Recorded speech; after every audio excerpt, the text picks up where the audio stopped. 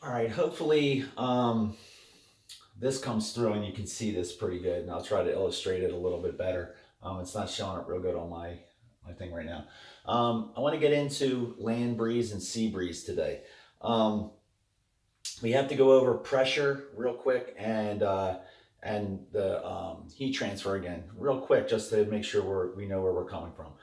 When we talk about pressure, high pressure areas always blow into low pressure areas. That's the way it works. So when something's being squeezed, it's going to squeeze in the areas that aren't pushing as hard on it.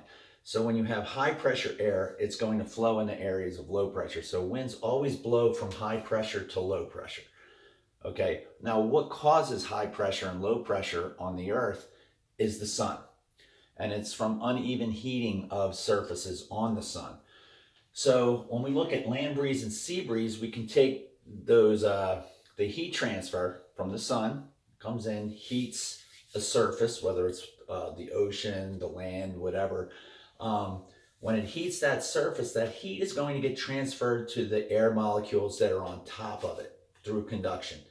Now, if once they heat up, they become less dense and they start to rise. Rising air is low pressure air. It's not pushing down, it's rising up. High pressure air is pushing down. It's more dense, compact, high pressure air.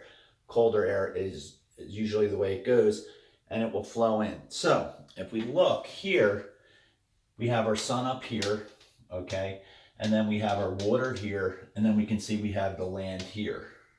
Okay. Now, during the day, when you go to the beach, you notice the sand gets really hot really fast, and the water's cold in the morning.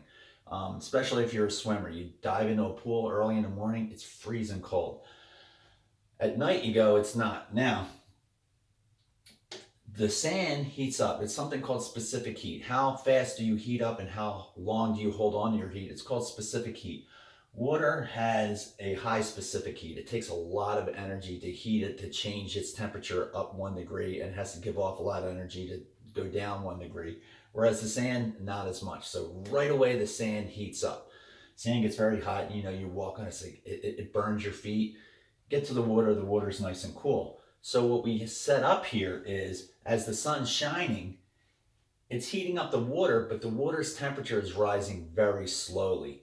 Whereas the sand, it rises very quickly. So over the sand, it's very hot. So the air above the sand is going to start to rise. It's going to start to go up. Okay, so this is an area of low pressure. Okay, low pressure, rising air. Now, if the air is cooler over the water, it's going to be more dense. This is going to be high pressure. So the air is going to be sinking here. So if the air is going up here and sinking here, it's going to blow in from the water onto the beach. Okay, and then in the upper atmosphere, it will kind of like go around. So you get a convection current going here like this. So if you've ever been to the beach, a lot of people like to look out to the ocean because there's a nice breeze coming back, especially if you have long hair. It blows the hair off your face and it's not getting in your eyes and things like that. So a lot of people like to look out to the ocean. Okay, they don't really look up at the boardwalk, they look out at the ocean, even though it's kind of just plain in waves.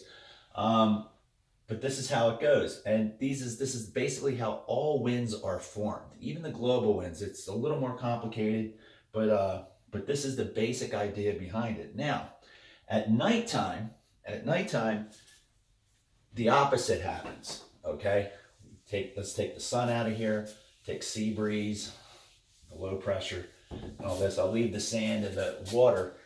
Now we have the moon comes out. Get a little crescent moon up here. It's cool.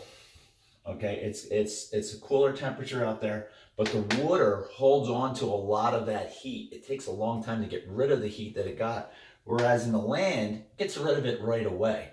So what we have is the water is warmer than the land, so now the air above the water is less dense and it starts to rise. So we end up getting low pressure over the water, and we have high pressure over the land coming down, so that it blows from the land out to the sea.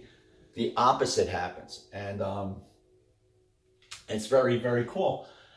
So at nighttime, if you're on the boardwalk, a lot of times people will be not looking out at the ocean. They'll look more inland because it blows the hair back off your face instead of into your eyes and things like that. So this is our basic ideas of the land and the sea breeze. We named the winds from where they're coming from, not where they're going to. So this is a land breeze blowing from the land out to sea. During the day, we usually get a sea breeze where it blows from the sea into the land because the opposite happens. Okay, I'll be back tomorrow with another video to move into global winds. So see you then.